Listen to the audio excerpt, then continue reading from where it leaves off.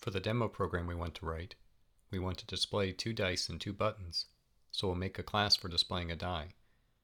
We could expand the die class we made in an earlier video, or possibly encapsulate the die as part of this class, but we'll keep the die and the graphical view of it as 2 separate classes. Of the 3 options, I think the only one that might not be a good choice is expanding the die class from the previous video. By leaving the die as a separate class, someone could use it in a program that does not use the graphics module. The dieview class I'm writing is a little different than the one in the book, but to keep it similar to the version in the book, I chose the option not to encapsulate our die class inside the dieview class. A die consists of 7 dots, known as pips. 3 pips are on the left side, 1 in the middle, and 3 down the right side. Each of these dots is either displayed or not displayed depending on the current value of the die.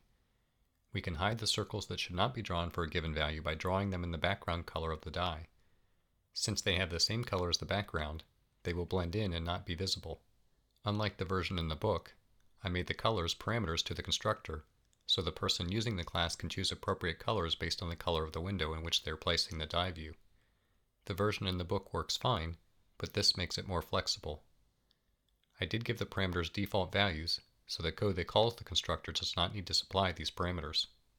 Since we are going to use these colors when drawing the pips on the dice, we need to save them as instance variables. We'll calculate the size of each pip relative to the size of the die. We'll also calculate the distance from the center to the edges of the die and how far the pips should be from the center. We create the points for the rectangle and draw it. Next we'll make the 7 circles for the 7 pips. The book saved the GraphWin window and the pip size as instance variables, but once we create and draw the circles, we no longer need that information. I passed them as parameters to the makePip method, but did not save them as instance variables. The makePip method is a helper method for the constructor, but that method will never be called by someone using the class. The convention in Python is to use 2 leading underscores for methods that help you write other methods, but should not be called by someone using the class. Note we do not use 2 trailing underscores also, as names with 2 leading and trailing underscores are reserved for special names in Python. We call the makePip method to make each of the 7 pips at the correct location. The method makes a circle and draws it in the background color so it is not visible, and returns the circle. We save each circle as an instance variable, as we will need to draw some of the pips in the foreground color each time we change the value the die is displaying. The constructor finally sets the die's value to 1, so it has a valid value. The setValue method first draws all the pips in the background color. This is necessary because depending on what the value is before calling this method, some of them will already be drawn in the foreground color. Based on the value to which the die is being set, we draw the appropriate pips in the foreground color. We'll see a better way to do this after we learn more about lists in the videos for the next chapter. Now we'll look at the roller program that uses the button and dieview class. Again, this version is a little different from the book. I'm making use of the die class to roll and determine the value for each of the dice. We import the graphics objects we need along with the button, die, and dice view from the appropriate Python files. Remember, all these files need to be in the same directory as this roller file. We create the window and use coordinates to make it easy to position the dice. Next we create each die using the default values for the parameters that specify the foreground and background color. We create 2 buttons, one to roll and one to quit, and enable the roll button. We create 2 die values, so we have one for each die view. Now we start the event loop. We wait for a button to be clicked. While it is not the quit button, we will repeatedly allow the player to roll the die.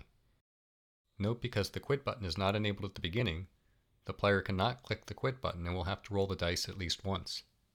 If the roll button was clicked, we call the roll method on each die and set each die view to that value.